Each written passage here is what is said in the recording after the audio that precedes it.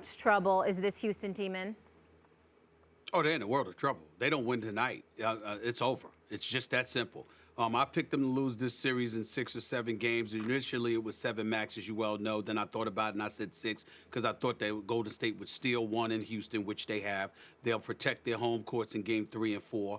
They'll lose Game 5, and then they'll go back to the Oracle and close it out in 6 games. That's just my thinking. But I want to be very clear. I am not predicting at all that this will happen because I think Houston will win tonight.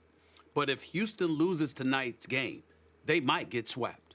They might get swept. And I'm not going to disrespect the great James Harden and the great CP3 or the great job that Mike DAntoni has done this year by predicting such a thing. And, of course, Daryl Morey, because he's one of the best in the business as an executive. We understand that. But I think that tonight's game is that pivotal. If the Golden State Warriors walk into Houston and take games 1 and 2, I think there's a better than 50% chance it ain't coming back to Houston for Game 5. So that makes tonight's game an absolute must.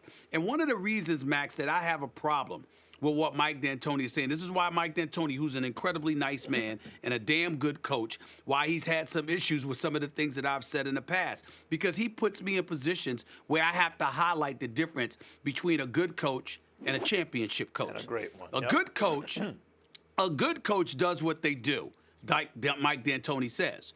Great coaches who are champions adjust on the fly. They see the moment, not just seize it, they see it before they seize it. And they recognize when modifications have to take place. If you're Mike DAntoni and the Houston Rockets, you started out the game with Trevor Ariza on Steph Curry. Max Kellerman, why would you do that?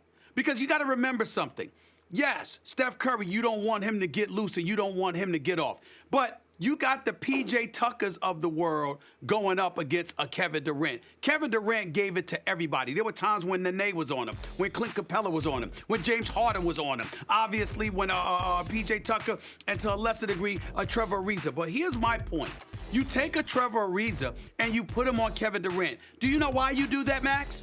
You do that because even when Kevin Durant is scorching you, you're not going to get in foul trouble guarding Kevin Durant because he's 6'11" and he'll just pull up from you. But with Steph Curry, his movement without the basketball, the fact that you have to expend energy fighting through screens and running around the court and following him ultimately will lead to you getting in foul trouble, just like Trevor Ariza got into foul trouble. So that's one thing. The other thing is ISO ball. 6 times Kevin Durant had the ball for 10 seconds or more. 6 times.